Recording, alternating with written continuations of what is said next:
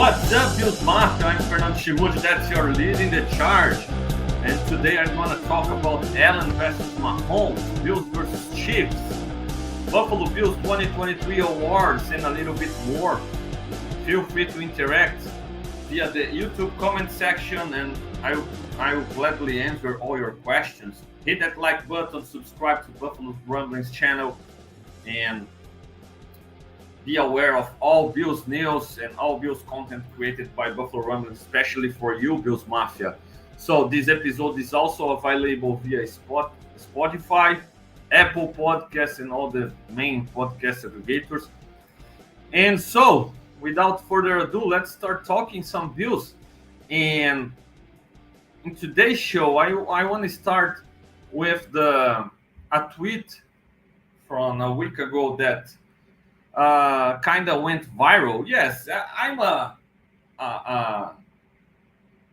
small fish, so having over 1,000 likes and a lot of retweets, it's already it's already a tweet that went viral for me, for my person. Sorry if I'm not the biggest content creator in Twitter and I don't have the biggest reach with my tweets, but for my perspective, for the amount of tweets that the likes that I get from my tweets, this one went viral about Bills and Chiefs, Mahomes versus Allen, and a lot of people, especially on the Chiefs fan base, felt disrespected or felt mad about my take comparing Allen and Mahomes. Other Bills fans obviously didn't agree as well. And I want to start talking, Bills Mafia, about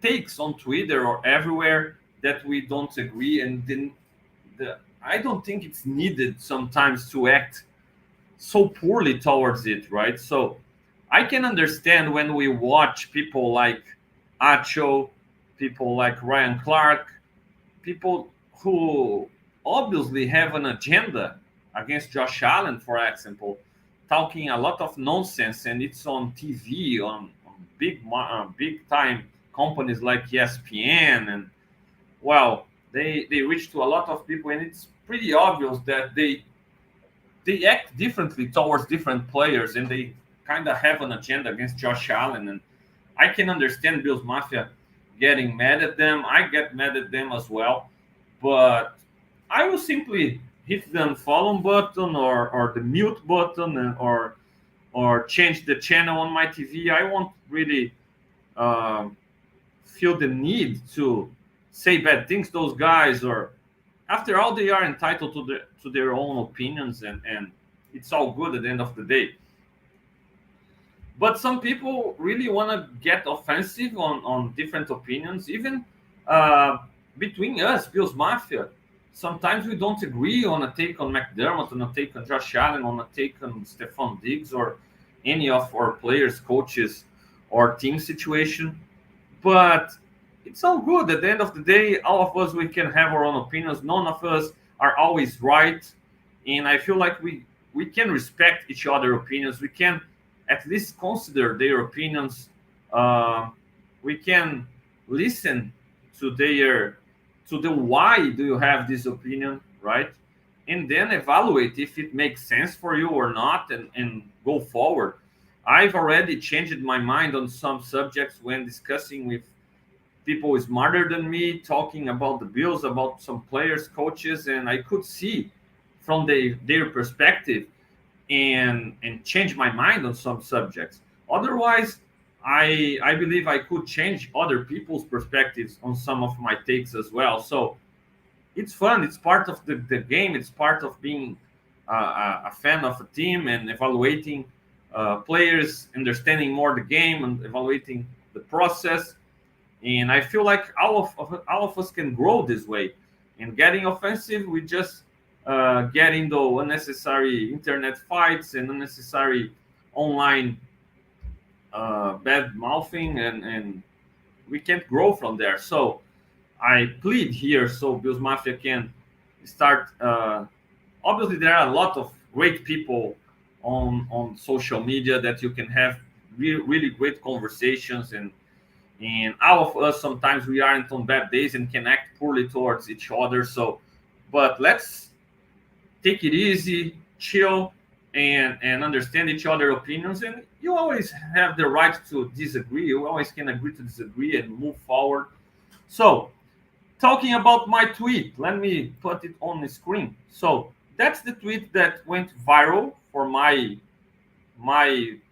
uh, perspective, or the number of retweets and likes that I normally get. And it says Josh Allen clearly is the only quarterback that not only can go toe to toe versus Mahomes, but can outplay him in the playoffs. Unfortunately, he gets nowhere near as much help, not from his weapons, nor from his offensive line or D, and definitely not from his head coach versus Andy Reid. Depressing. Hashtag Bills Mafia. So 69K views, 1.2K likes, 115 retweets, and 133 comments. It's a lot for what I used to get. I don't tweet for likes or retweets, and it was a simple comment that I made on January 28th after the Bills Chiefs game, and a lot of interaction towards this tweet. With all the interaction that I got there, I decided to check and to dive deep on some of those games, those Bills and Chiefs battles, those Allen versus Mahomes battles, and with all the comments, some great comments out there, others not so much. I could uh, rethink about it and evaluate it and come to the content from this for this show. So I hope you enjoy and feel free, as I always tell, so you can interact and comment in the comment section on YouTube or even on Buffalo Rumblings message boards. So, first place, nowadays people have, or it's not only nowadays, I feel like it's been from a long time like this.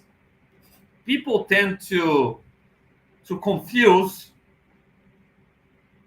players matchups against teams matchups, right? Because the last time I checked, we're not talking about tennis, or we're not talking about boxing or MMA, or we're not talking about any of those sports. We're talking about a team sport. We're actually talking about the ultimate team sport in football. All right. You have 53 players on the roster. We have multiple coaches. You have 11 starters on offense, 11 starters on defense, more specialists playing special teams. You have the backups that enter the rotation. You rotate a lot, those 11 guys on both sides. So that's the reason I can't accept winning as a quarterback stat. I know a lot of people have it as winning as a quarterback stat. I really believe, yes, the quarterback is the player that maybe has the most impact on those wins of all those players that I already mentioned on the roster. But quarterbacks can't solely win games, okay? And it's very hard for them to solely lose games as well. They need minimal help to win games, and they need uh, to have zero help at all to be able to lose game by themselves. So with that in mind, I feel like my tweet makes sense, because if we compare the games between Josh Allen and Patrick Mahomes along the years, those last 5 years, you can see a lot of parity in their performances against each other. And one thing that has been common for the Chiefs to have the most success in the playoffs, where they are 3-0 against the Bills, despite the overall 4-3 record against the Bills in these last 5 years, is that Mahomes has had more help. I think it's undeniable. Everybody who's watched those games can see it. I'm not taking anything away from Patrick Mahomes, and I want to make it clear in this show. I will talk about Josh, I will talk about Mahomes, and I will talk even a little bit about Joe Burrow. All of them are great quarterbacks. All of them, they are the top 3 quarterbacks in the league. Maybe Lamar Jackson can be near them, but I feel like he's fourth. I feel like Mahomes and Allen are on another level, even against Joe Burrow. And I will talk a little bit more about it. But when I made that comment saying that Josh is the only quarterback that not only can go toe-to-toe versus Mahomes, but can outplay him in the playoffs, especially Chiefs fans, they were mad at me and saying, Josh never outplayed Mahomes in his career. Why he can't get a dub if he outplayed Mahomes? And I come to this situation where people confuse Bills versus Chiefs with Mahomes versus Allen. Josh Allen has done everything possible to beat Mahomes, and he's beaten Mahomes in regular season, and he's played well enough to beat Mahomes in the playoffs. And the reason he hasn't beaten Mahomes in the playoffs yet isn't his play. It's the play around him. It's the coaching around him. And again, when I say coaching around him, and I know people who follow me, people who has watched Leading the Chargers, yes, sometimes I can be very critical on Sean McDermott. But when I tell you that McDermott loses a battle to Andy Reid, it's not always negative only on Sean McDermott, and it's also positive on Andy Reid. That's a great offensive-minded coach, maybe the best offensive play caller in the history of the game, maybe. He's up there, certainly. So when I say that we lost at the coaching battle on those matchups, I can't even consider it a hit on McDermott sometimes. Yes, I hold against him the 13 seconds maybe, or I didn't like the fake punt call, but it could have worked. Even if it worked, I wouldn't have liked it. I feel like if you felt you can't stop the Chiefs and you gotta get aggressive there, give another opportunity to your franchise quarterback to get those 4 yards and not a gimmick call. So, but it's not even holding anything against McDermott. It's praise for Andy Reid, who's been awesome. And it's also a little bit of lucky involved, because I always tell that obviously the Bills and Chiefs aren't a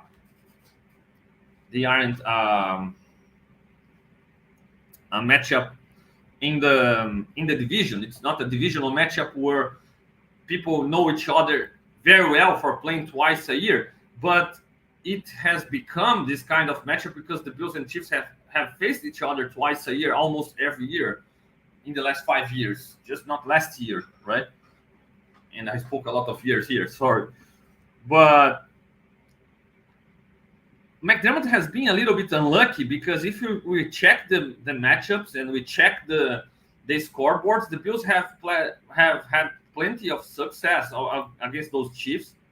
But unfortunately, and why did I bring the divisional matchups? Because I always tell how it's difficult to beat other good coaches twice a year, because they're going to adjust. And if you won the game, you don't need to adjust much, because you won't adjust something that's working. But if you lost the game, you will search for some answers.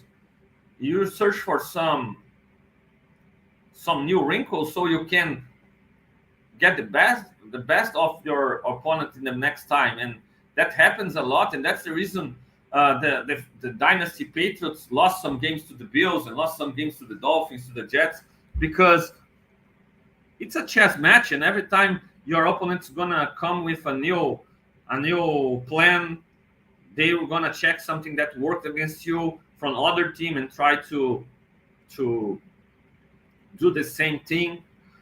So it's hard to beat good coaches twice in a row. And to McDermott's support, right? He's been able to beat Andy Reid. Unfortunately and unluckily, always his answer game is in the next regular season, and we're gonna have it again next season with the Chiefs coming to Buffalo in regular season, and probably McDermott having some new answers for for the latest plan that Andy Reid used and worked against the Bills in these playoffs.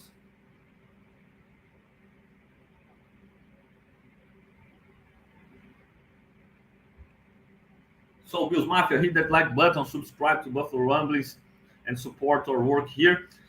So McDermott has been unlucky with this, and but he's had some answers, and he's had success after losses against the Chiefs. He's had success winning the next games. Unfortunately, it's always regular season game, and then it's Andy Reid's turn to adjust and come with something new and to be able to beat the Bills in the playoffs. That's unfortunate for the Bills. But one thing in common on all Bills losses in the playoffs, or especially in the most famous two, or the two that hurt the most, the 13 seconds game and this latest game, Josh Allen played amazing football. He's certainly playing well enough to win those games. And you can make a case that he outplayed Mahomes, leading the Bills to wins, unfortunately being let down by his teammates or the coaching or the play around him, right? Or everything around him.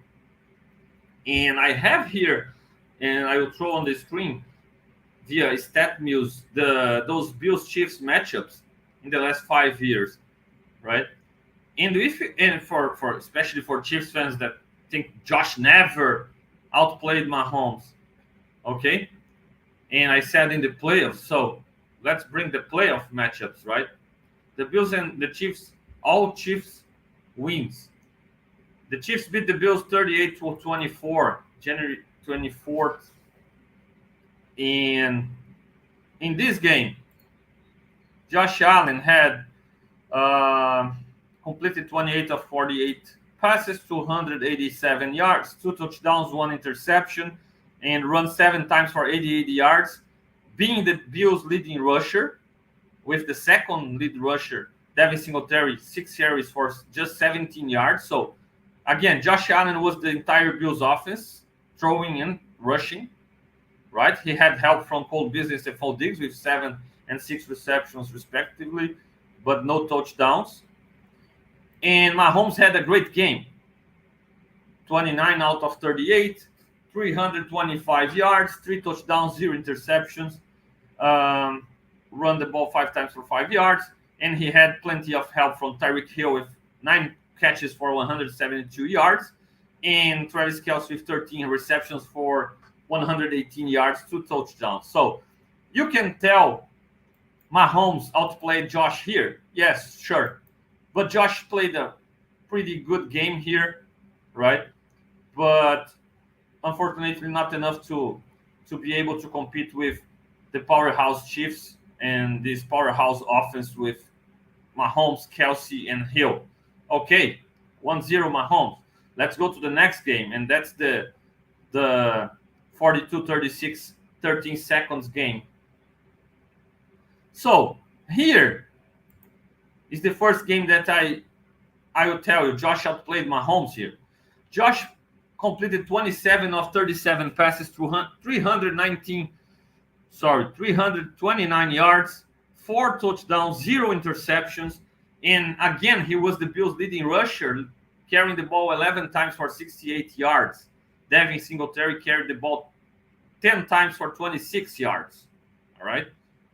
Big game by Gabe Davis, 8 receptions, 201 yards on 10 targets, 4 touchdowns. Bees was important with 6 receptions. Diggs didn't have a big game, right?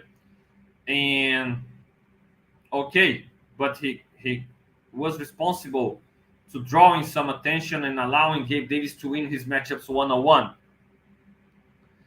Mahomes had more yards than Allen.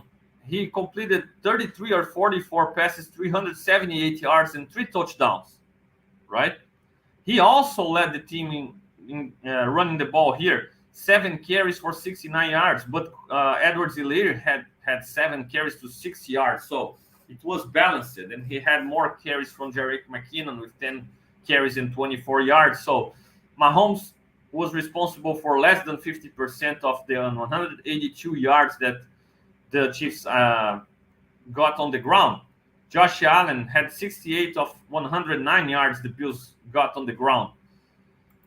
Patrick Mahomes also had an extra possession in the overtime. Josh didn't have an opportunity to answer that extra possession for Mahomes. So Mahomes would have ended the game with less yards than Josh Allen throwing here, and he would end the game in regulation with just 2 touchdowns instead of Allen's 4 touchdowns on regulation.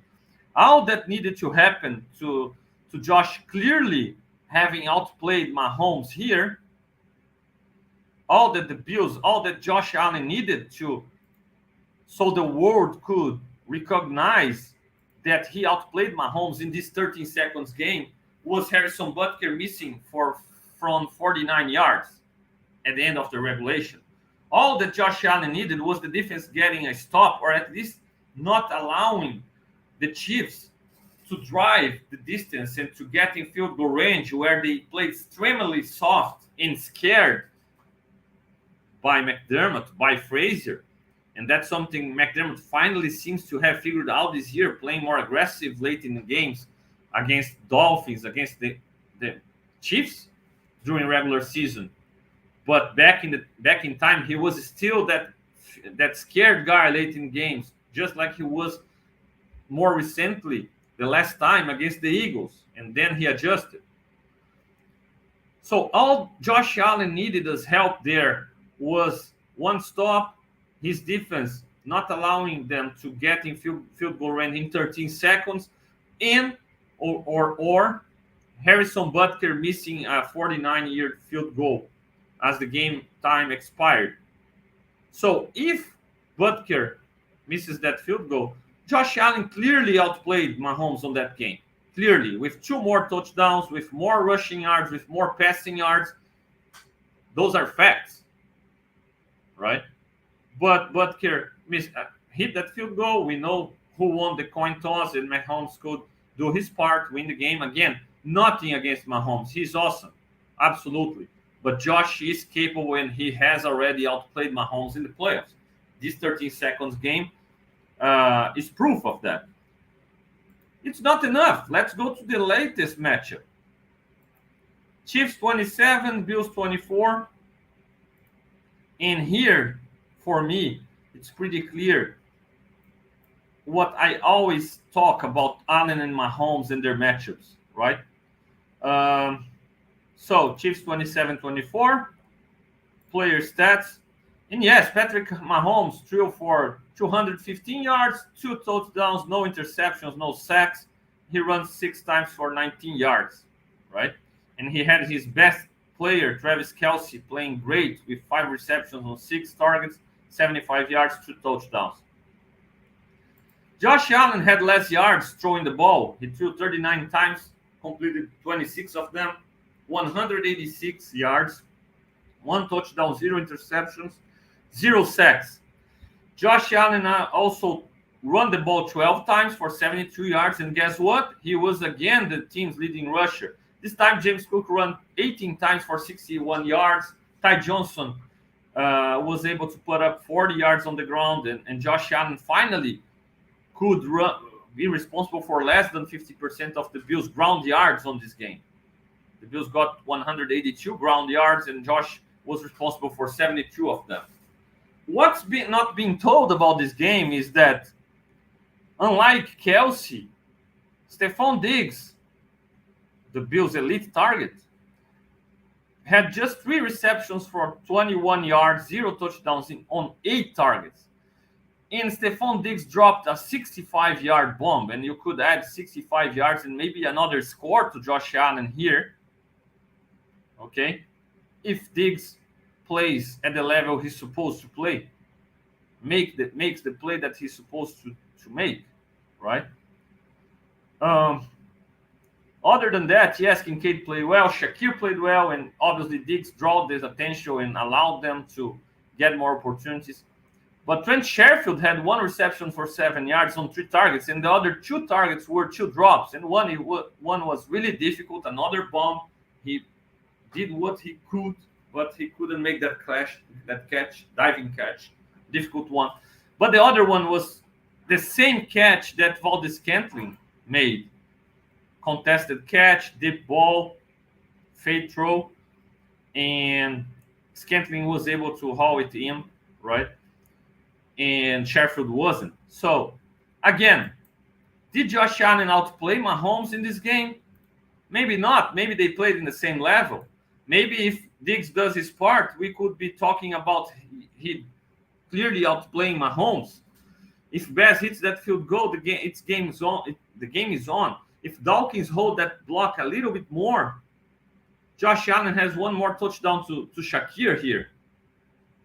So again, just like Butker was able to hit that field goal late in the game, in the 13 seconds game, unfortunately, Bass wasn't able to do so. Just like Mahomes' offensive line gives him all day long against the Bills, every game, and again in this latest game, the Bills' offensive line was a non-factor. Unfortunately, Dawkins wasn't able to hold down Chris Jones on that play of the game moment for Jones. Otherwise, Josh could have hit Shakir in the end zone, and it's a potential game-winning score. So, my point with the tweet, and I will bring it and I will throw it on the screen yet again. Again, let me read it again. Josh Allen clearly is the only quarterback that not only can go toe-to-toe versus Mahomes, but can outplay him in the playoffs. Unfortunately, he gets nowhere near as much help, not from his weapons, nor from his offensive line or D, and definitely not from his head coach versus Andy Reid, the pressing. My point of this tweet is, in the 3 playoff games against Patrick Mahomes, Josh Allen definitely went toe-to-toe against him. Every single time. Mahomes had the best game in the first one. In the last 2, clearly Josh he outplayed Mahomes in the regulation in the 13 seconds game. And he could have outplayed Mahomes in this last game. If people around him had elevated the games in the right time, just like people around Mahomes have done with Kelsey, with all the Scantling, with his offensive line. So, yes, Josh Allen has been let down by his coaches, by his teammates, sometimes by his go-to guys. And that's really, really disappointing, in my opinion, because the narratives are Mahomes owns Allen in the playoffs. Mahomes is on a tier above Allen, and Mahomes is on a total different level. And I can't disagree more, because I feel like Josh has done everything possible. But he's simply one guy. He's the quarterback. He's in the team. It clearly has been the Chiefs have gotten the best out of the Bills on those situations. The Chiefs have been better as a franchise, as a team. They have figured out the Bills from their losses in the regular season. They have been able to beat them in the playoffs, playing their best football in the right time. And the Bills, they have been able to give answers and to play well against Kansas City and beat them in the regular season, but unfortunately they haven't been well prepared enough to have answers during the games in the postseasons, and they have lost to the Chiefs. And again, the Bills have lost to the Chiefs. Josh Allen he hasn't lost the games to Mahomes. He hasn't. Definitely. The last 2, definitely not. He has played well enough to win those games, more than enough to win those games. And unfortunately, circumstances around him have cost those games. Otherwise, people wouldn't be able to go with those fake narratives about, oh, Mahomes owns Josh in the playoffs.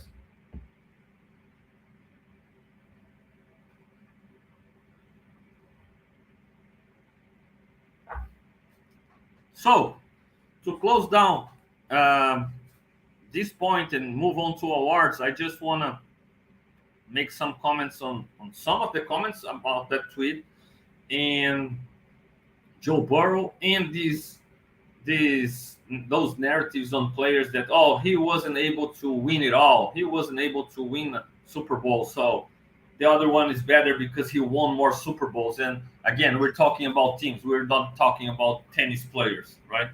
So Joe Burrow had some good games against the Chiefs. Yes, I checked it here. I obviously don't follow the Chiefs and the Bengals as close as I follow the Bills.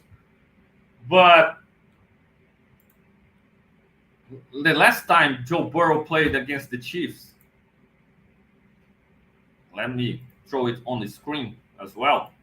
The last time Burrow played against the Chiefs beat the Bengals 25-17.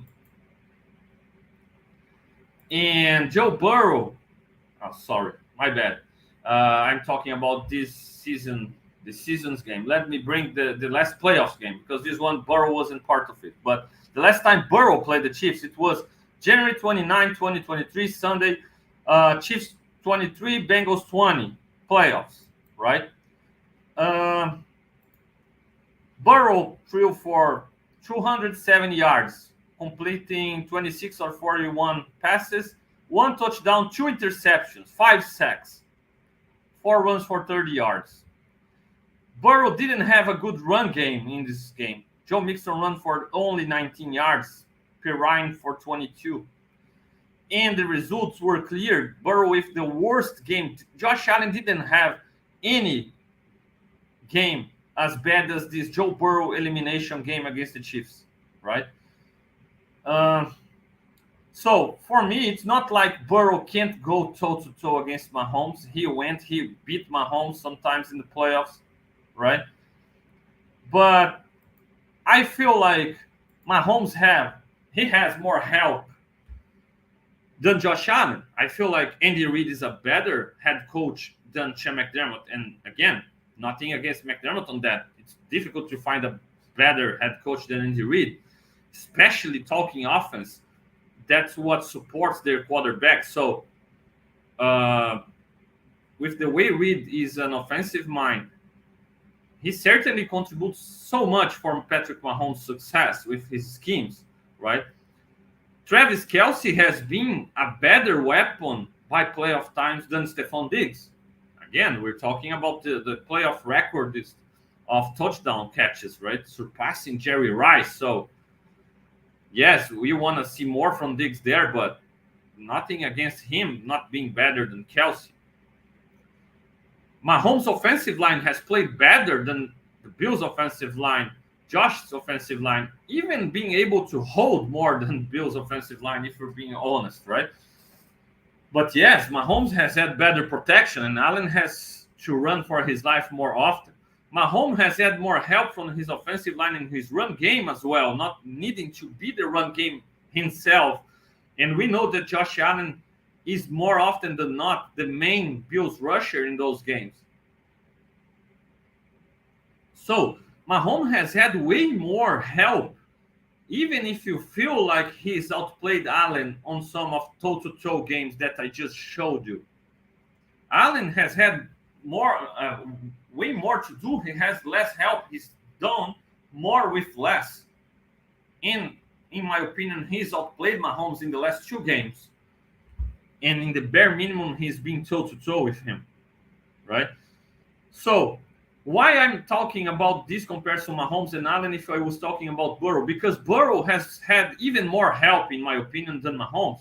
We're talking about a guy that has two top-notch wide receivers in Chase and Higgins, a really good chain mover in Boyd in the third wide receiver.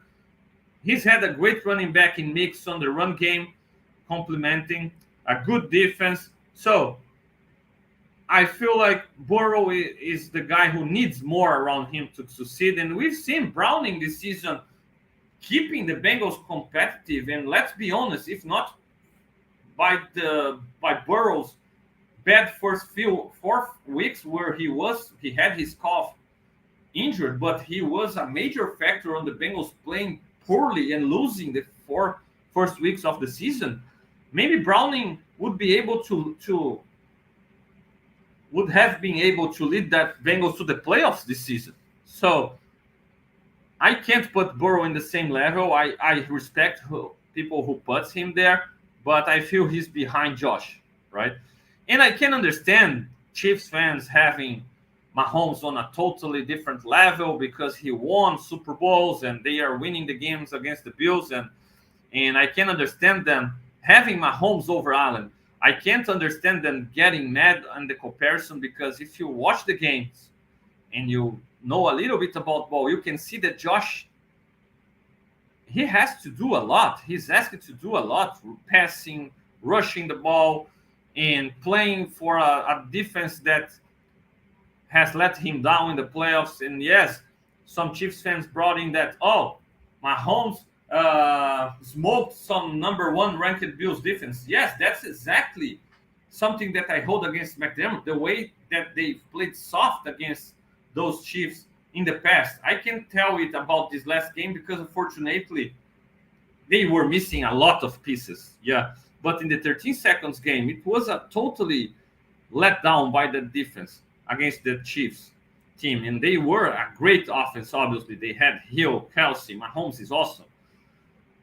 Still, you want your defensive mind head coach being able to at least stop that offense or slow them down and not allow a field goal to tie the game late in the game with 13 seconds left, bare minimum.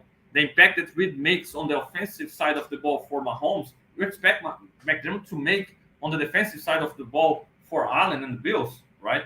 And I honestly feel that Spags has been more decisive than McDermott on those games, right?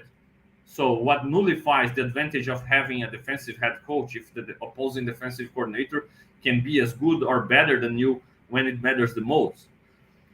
So Allen definitely needs more help, but we can't ask him to do way more. Checking his playoff stats, he's been awesome. And again, showing on the screen so you can visualize it. Josh Allen played poorly against the Bengals and against Burrow, and that's why I get Bengals fans bringing Burrow into the conversation. But again, it's not just the Allen versus Burrow, it's Bills versus Bengals, right? And the Bills were totally outmatched by the Bengals in that game in the playoffs. But Josh had 2 runs in 2021. Nobody had a better run than that, and you can't find a better performance even by Mahomes, who's been awesome in the playoffs, right? Josh Allen in 2021, in 2 games, 9 touchdowns, 0 interceptions, right? And we've not even talking about the rushing stats. Then he had a bad 22 year where he threw 3 touchdowns, 3 interceptions, right? And again in 2023, 4 touchdowns, 0 interceptions.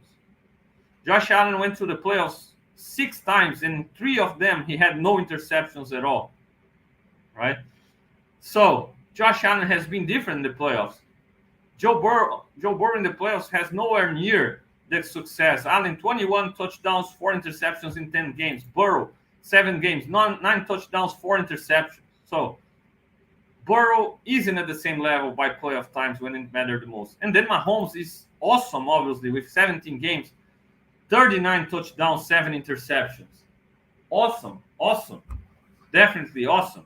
But you still can't take one postseason run that was better than Josh's 2021. And that's why I really feel Josh isn't the same level. He just needs more help around him. Everywhere around him. That's my point. And I feel like I could give you some of the reasons for my tweet, and why I really believe 17 could outplay Mahomes. I really believe he's asking to do more with less. I really believe I wouldn't trade him for Mahomes. No, never would do that. All right.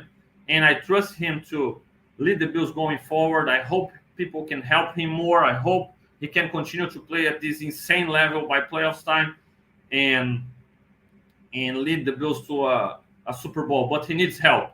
People got to stop confusing uh, player performances with team performances, especially in football team games. If you look even at basketball, where you have 5 starters, right, in at max by playoff times, 8-9 man rotation. Allen Iverson in the early 2000s led a Philadelphia 76ers team to the finals against the powerhouse Los Angeles Lakers, led by Kobe and Shaq. And Allen Iverson played the entire season, over 40 minutes per game. He was the leading scorer, the NBA's scoring champ, right? And around him, he had a group of role players, guys that played hard, played good defense, but or even veterans like Mutombo, but always a defensive guy, right? And he led those role players, that defensive team, with him as the only threat on offense, right? He led the team to the finals. And he couldn't win against the Lakers because obviously we're talking about a team sport, but it's just 5-on-5 plus 3 or 4 rotational guys. And the Lakers were the best team, and they had 2 superstars in Shaq and Kobe, and it was too much for Allen Iverson by himself, leading role players to overcome and to and win it all. And Allen Iverson finished his career without a ring. Do I respect him less because of that? Do I believe he was less of a player because he couldn't win? No doubt. No doubt I will never disrespect him because of that. Actually, I totally respect Allen Iverson for not going the easy route, for not trying to win it easy, to not going. He was traded to the Nuggets later and played alongside young Carmelo Anthony, but he never tried to build a super team. He took his teammates that he had and took them all the way, led them all the way. He led those Sixers teams every year without other superstars.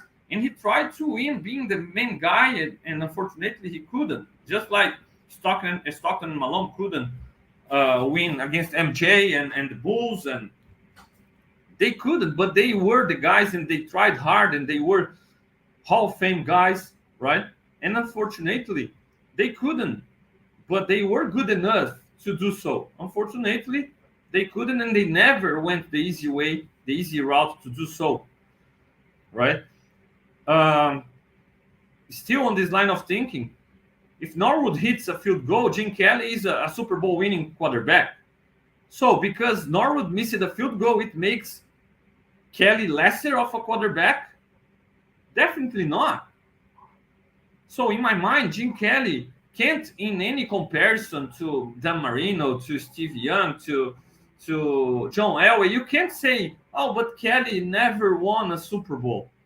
The Bills never won a Super Bowl. He led the team there. He had help from all those guys, great teams. But man, they were in position to win at least one, and unfortunately, a missed kick cost them. Right, just like the missed kick cost Josh in the last game.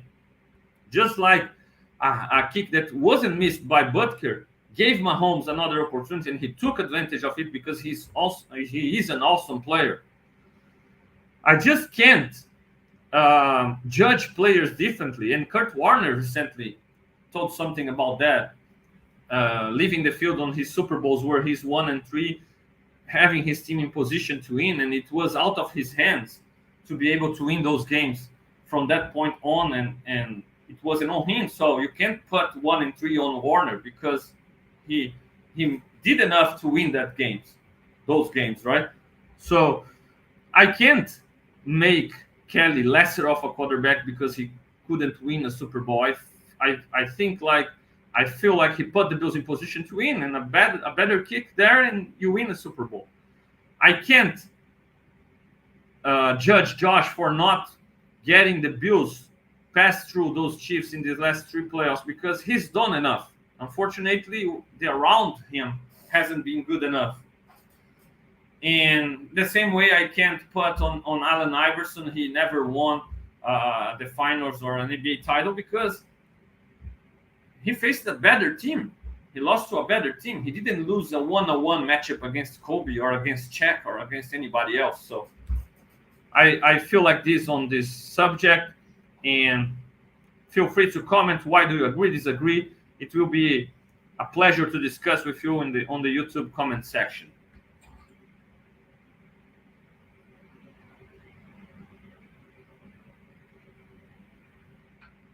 So, Bills Mafia, hit that like button, subscribe to Buffalo Rumblings YouTube channel, follow us on Twitter, follow at Fernando Schmude on Twitter, and let me know in the comment sections your opinions on this Josh versus Mahomes, Bills versus Chiefs, how much people have made winning a quarterback stat, and how they have treated quarterbacks as tennis players, boxers, MMA fighters, instead of the teams and team games. So, Mafia, the last part of this show, 15 minutes to close it out, and I want to talk about the Bills Awards for this year, for 2023.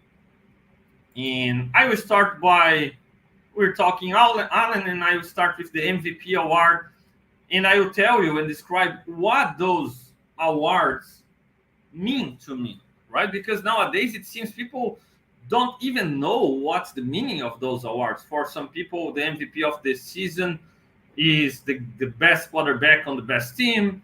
For others, is the guy, the best player in the league. But nobody have a description. They can't know for sure what's the meaning of those awards nowadays, right? And I wish the league came out and made a description for every award so voters can try to understand it better and vote more consciously on what it's supposed to mean, right? So MVP for me, the most valuable player on the team, the player that if you take out of that team probably would implode. They wouldn't be able to be as good as they are with him, nowhere near as good as they are without him. And the Bills MVP, the guy that makes the most difference in this team, no doubt in my mind, it's Josh Allen. For the same reasons I had defending my take of having him over Mahomes. He's asked to do a lot on this team. And yes, he makes mistakes. And look, I'm not the ultimate Josh Allen fanboy that will defend him no matter what. I didn't want him pre-draft. I didn't like him as a prospect. I didn't believe he would be able to succeed. Yes, I was wrong, thank God. And now I really love the guy as a leader, as a man, as a quarterback. And I feel like he's the right guy to lead the Bills to a Super Bowl. No doubts in my mind. With that said, and one thing that Mahomes has on Josh is consistency. And he's consistently better than Josh in regular season, despite Josh being able to be very consistent in the playoffs, playing at an awesome level. So Josh had bad games this season. He was the reason and the main factor in the Bills' loss in Week 1 versus the Jets, forcing passes, having unnecessary turnovers, and he still needs to clean it up. And I feel like he's able to do so because he's done so in the playoffs when it matters the most against tougher opponents. So he can do that. He will make mistakes. Everybody makes mistakes. But he's the most valuable Bills player, no doubt in my mind. You can take him away from this team and expect them to be even an over 50% team, in my opinion. They must be able to be around there by being gritty, right? In McDermott leading a potent regular season defense, right? But I feel like the offense would explode without Josh because the Bills struggle to run the ball without him. He sometimes needs to be the leading rusher. We've seen the Bills trying to run the offense without Josh and running the ball with Dorsey early in the year, and it wasn't pretty, or it was good but not consistently good. So Josh is the MVP, hands down. Offensive player of the year. A lot of people probably have James Cook there, right? Because James Cook had a Pro Bowl season, and he was a 1,000 yard rusher, and he rushed for 1,122 yards at 4.7 yard per carry, just 2 touchdowns, 3 fumbles, right? And yes, it was nice to see James Cook up and coming, but I still, when I pick the offensive player of the year, obviously it would have been Josh again, just like as an MVP, because Josh is the most important player of this offense, right? So if you take him away of this offense, they would implode, in my opinion. But I don't want to give another award for Josh. So the second best offensive player, the second most important offensive player for the Bills. And despite the second half of the season and the playoffs, I still have Stephon Diggs as the offensive player of the year, right? He had a great half of the year. The first half of the year was really good. And he finished the year with 107 catches, 1,182 yards, 8 touchdowns to Cook's 2. Cook had 4 more, right? 6 receiving passes. But still, Diggs, he's the go-to guy. He draws all the attention. He opens up things for others. He had 107 targets, and the second most target guy had 73 in Kincaid, who's another up-and-coming nice one. But I feel like, yes, Diggs is still the offensive player of the year. He wasn't the same Diggs as we've been used to. He looked hurt sometimes. He looked weird sometimes. He had some weird drops that we're not used to see. He took himself out of games. Sometimes he looked not happy, sometimes, but he produced and he drew attention from opposing defenses, and he was, in my opinion, the second most important player of this offense and the offensive player of the year of the Bills in terms of production and in terms of importance. Defensive player of the year, in my opinion, the most important player on that defense side of the ball, the player that if you take out the defense is hurt the most, right? And this year we could see, actually, unfortunately, in the most important game of the year, how much the Bills missed this guy. And that's my guy, Terrell Bernard, the guy that I told you he would be awesome, right? And he was even better than what I expected so quickly.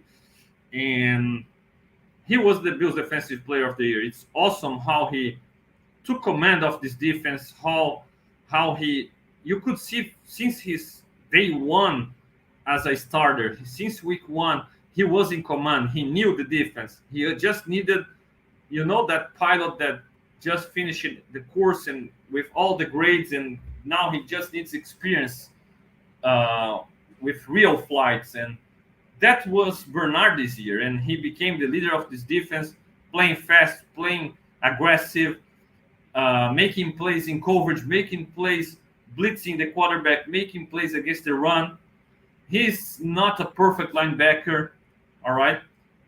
He's on the smaller side. Sometimes he can miss some tackles, but he's always around the ball. He can slow down rushers so other people can finish those tackles. He can finish other people's tackles, right? He can cover in the middle of the field. He can position his teammates. So he's the heart and soul of this defense nowadays. And it will be great to have Milano back alongside him, but that's the green dot guy, and he's so important for this defense. So Terrell Bernard, the Bills defensive player of the year, and I will be very, very impressed if we don't see a C on his chest next season. That's a Bills defensive captain for sure, in my opinion, and the leader of this defense.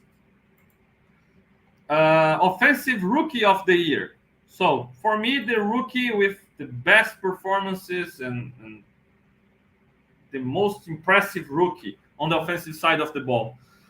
And yes, Kincaid was impressive, and he's growing. He's going the right direction. He already established himself as the second main weapon for Josh Allen, right, in the passing game behind Diggs. He was the second most target guy, and in the playoffs he was the go-to guy even, right? But I can't put him over Torrance, right? Yes, offensive line is sometimes overlooked. It isn't pretty all the time. You don't notice offensive line guys when they are playing. We don't notice them so much when they are doing their job, but when they don't do their job, we notice them a lot. So we don't notice Torrance so much, and that's because he's so solid. That's because he's being really rock solid in the middle of that line. And a second round guy, a guy that fell to the second round for some reason, to come in to play all these snaps this season, right? As a rookie, who isn't used to playing at the professional level against studs week in and week out, right? Defensive tackle, the best defensive tackles in the league against the Eagles, against the Chiefs, Chris Jones, against Wilkerson, against all those guys. And to be able to do his job like he did, impressive stuff from Torrance, and that's why he's my rookie of the year, offensive rookie of the year. I don't have a defensive rookie of the year because Dorian Williams would win by default, right? So I have a defensive young player of the year instead. All right. And my defensive young player of the year is Christian Benford, because yet again he could beat Elam, beat Dan Jackson, and he started the year as a starter opposing Tre'Davious White, and he finished the year unfortunately hurt, but he was the starter opposing Rasul Douglas. And that's a guy who we heard talks about moving him to safety maybe, and came as a sixth rounder out of Villanova, a basketball college, not a football college, but he's gotten better year after year. He's physical, he can tackle well, and he established himself as a very good starter, at least in the Bills schemes. In the Bills defense, he is a very good starter. So he started to make more plays on the ball. I really like his all-around game, and I feel like he's trending up as well. A little bit worried about his health, right? It's the second year in a row that he couldn't finish the year healthy, but he deserves this award as the defensive young player of the year. Most improved player of the year.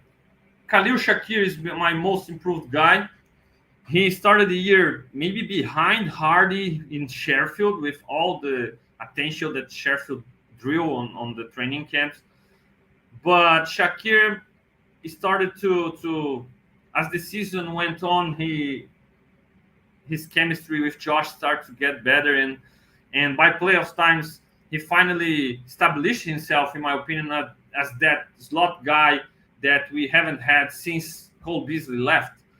So Shakir is trending in the right direction. I feel like he did enough to deserve the opportunity to enter the next offseason as the slot guy, right? Go-to slot guy, and even in conversation to get some number two snaps, right, at wide receiver. We don't know if the Bills will draft the number two. I hope so, right? We don't know if the Bills are going to try to bring somebody as to be this boundary number two, but Shakir can play outside as well, so he's trending in the right direction, and I feel like we can trust him already as a dependable guy in the slot. Josh, as from the moment Josh started to use him more, he never let him down. So I like where Shakir is trending right now.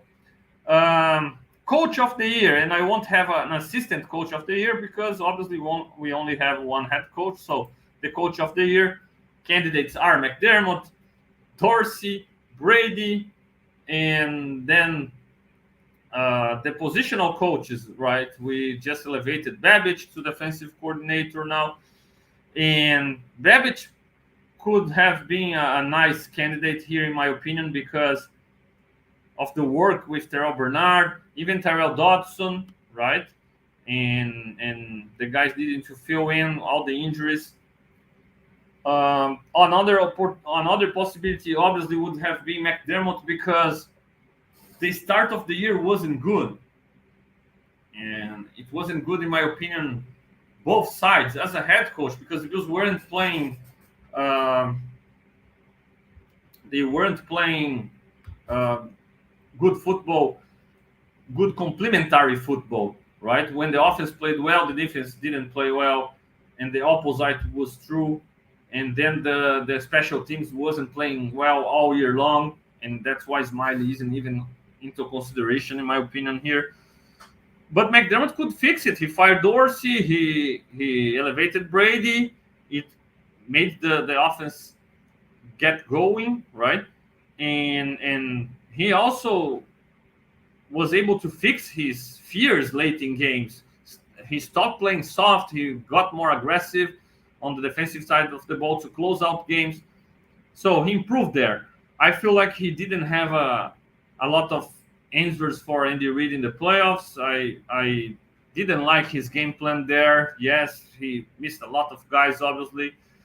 But the coach of the year is Brady, in my opinion. Joe Brady, coach of the year, just elevated the Bills offensive coordinator and not the interim anymore.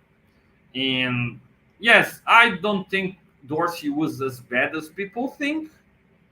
I don't think it was Dorsey's decision to not run Josh Allen. He didn't have the green light there to run Josh, and Brady had this green light.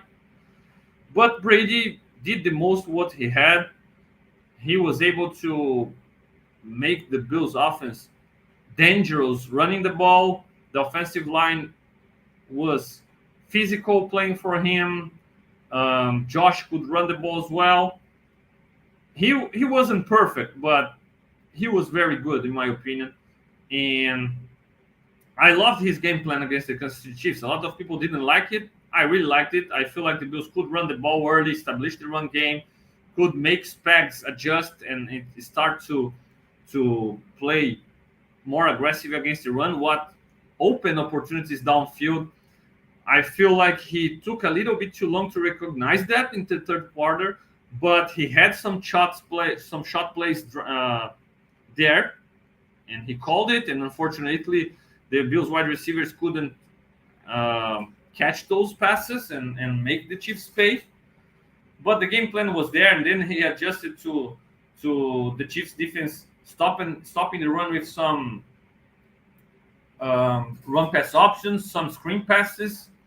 I like the game plan. I feel like the wide receivers weren't good enough to make the Chiefs pay downfield, but I'm really anxious to see what he's gonna do now with an off season, being able to install his own playbook and using what he likes from Dorsey playbook, and how he's gonna deal with Diggs, how he's gonna use Diggs, how he's gonna use his new weapons that the Bills are certainly bringing in.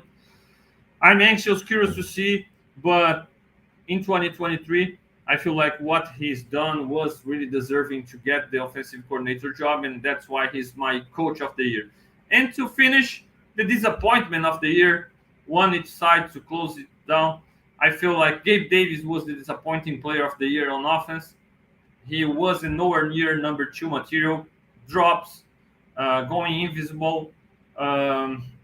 A lot of the Josh Allen's interceptions and misses were miscommunication with Gabe Davis, a guy who was supposed to be on the same page with Allen, with as much as he works hard and the time he's had in the Bills roster.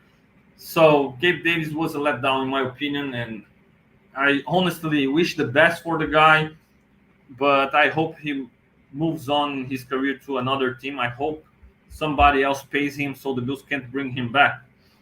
And on defense, Kyle Elam. Yes, he hid his injury. He didn't want to allow people to know he was having trouble with his ankle, and it cost him early in the year. He wasn't playing nowhere near the level you expect your former first round pick at cornerback playing at that moment when he had some opportunities. He looked better after coming back from injury reserve. I feel like he had an up and down game against the Steelers, but overall I felt like a good performance in making plays, interception, almost another interception. Even his his foul that looked bad, holding the wide receiver, it avoided a touchdown and gave him an opportunity to make a play in the next snap. So I feel like he's capable still to recover. But for 2023 overall, he was my disappointing player of the year because I expected him to be able to play better this season, and unfortunately, it didn't happen. Hopefully, he can have a good off season and he can come back this next season better prepared and have a better luck for his health, so he can produce at the level we all expect. Bills Mafia, that's it for today. I really appreciate you taking your time joining me on the Leading the Charge. Let me know if you agree or disagree to all my takes here. And it's always a blast to interact with you.